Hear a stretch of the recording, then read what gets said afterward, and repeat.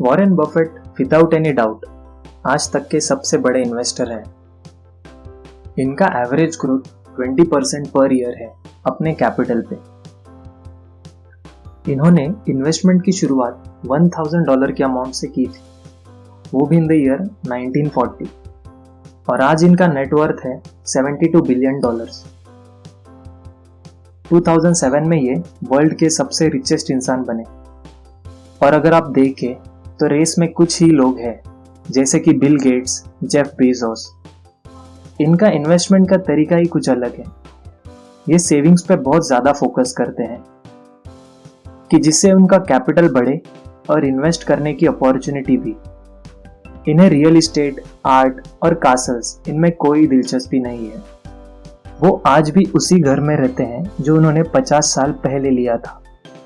यहाँ तक कि जब वो सूजी बफेट के साथ हनीमून पर यूएस गए थे तब अपनी गाड़ी में एनुअल रिपोर्ट्स की कॉपी भर के ले गए थे। उन्होंने कभी स्टडीज को नहीं छोड़ा और ना ही कभी छोड़ेंगे।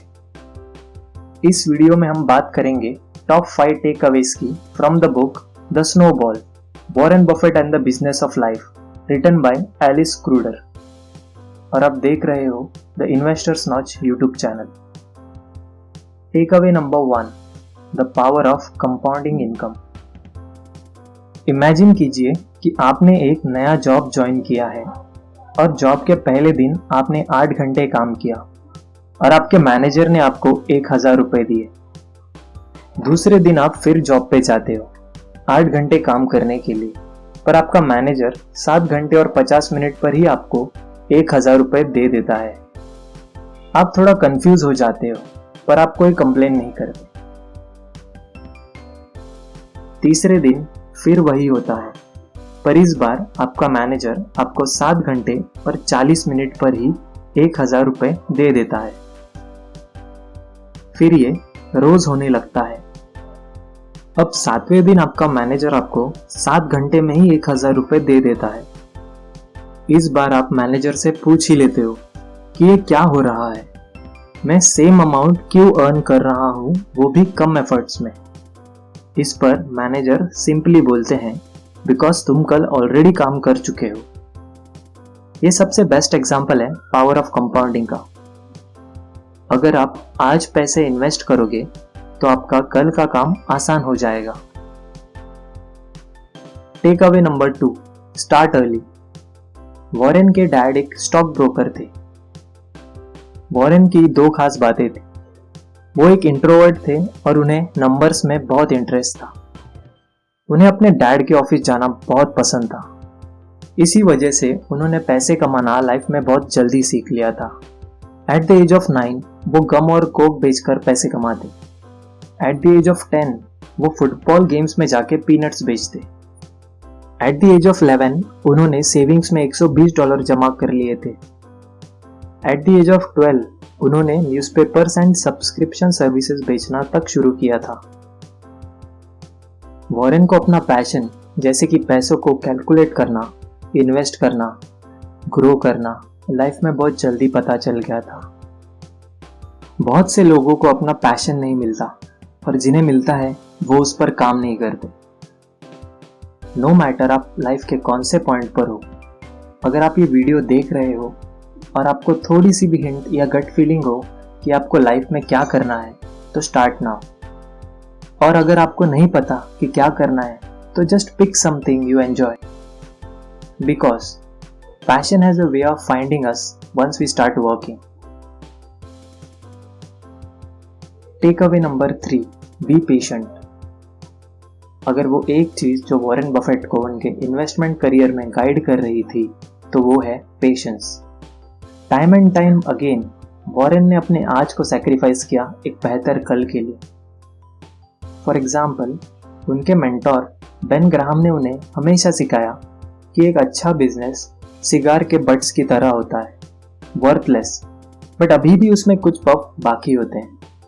इसी वजह से वॉरेन हमेशा उसी बिजनेस में इन्वेस्ट करते हैं जिसका इंट्रिंसिक वैल्यू अच्छा हो, और वो पेशेंटली वेट करते हैं फॉर द राइट अपॉर्चुनिटी। उन्होंने अपने पार्टनर्स को कहा था कि वो इन्वेस्टमेंट का सारा प्रॉफिट और ज़्यादा इन्वेस्टमेंट में ही यूज़ करेंगे। और वो कभी अपने स्टॉक्स को कैश नहीं करेंगे। इससे उन्हें लॉन्ग टर्म में बहुत ज्यादा प्रॉफिट हुआ।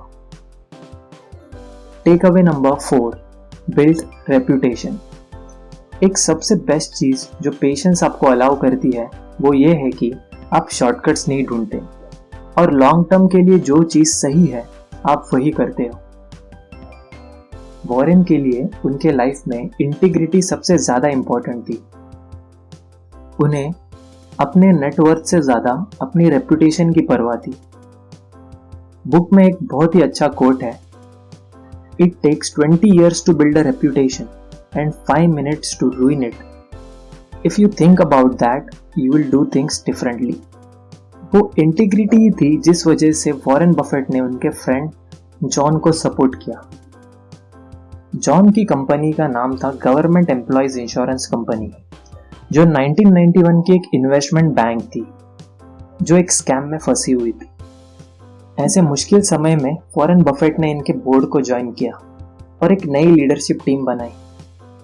वॉरेन बफेट ने खुद इस कंपनी में $700 मिलियन इन्वेस्ट किए और कुछ ही सालों में इस कंपनी को बर्कशायर हाथवे की एक सब्सिडरी बना दिया। Takeaway number 5, be within your circle of competence. एक आदमी था जो कि शू बटन्स बनाने में एक्सपर्ट था। वो मार्केट में सबसे अच्छे शू बटन्स बना था। अब शू बटन्स के मार्केट को कैप्चर करने पर उसे लग रहा था कि वो सारी फील्ड्स में एक्सपर्ट हो गया है। जब भी वो अपने फ्रेंड्स के साथ कोई टॉपिक डिस्कस करता, जैसे कि रिलेशनशिप्स, फिटनेस, मेडिकल, उसे लगता था कि उसे सब पता है। Warren Buffett and Charlie Munger, जो कि उनके बिजनेस के राइट हैंड थे, इसे शू बटन कॉम्प्लेक्स कहते हैं। वॉरेन बफेट के हिसाब से उनके लाइफ टाइम सक्सेस में इस चीज का भी कंट्रीब्यूशन है। वो हमेशा शू बटन कॉम्प्लेक्स को अवॉइड करते और अपने सर्कल ऑफ कॉम्पिटेंस में ही डिसीजन लेते, मनी, बिजनेस और उनकी लाइफ। बफेट के हिसाब से इन्वेस्टमेंट में ये बहुत जरूरी है कि आपको जिस फील्ड में एक्सपर्टीज है उसी में इन्वेस्टमेंट डिसीजंस लेने चाहिए। इस वीडियो से एक कंक्लूड कर सकते हैं कि वॉरेन बफेट एक बहुत स्मार्ट इंडिविजुअल है और हमें उनके इन्वेस्टमेंट आइडियाज को अडॉप्ट करना चाहिए। Finally, thanks for watching.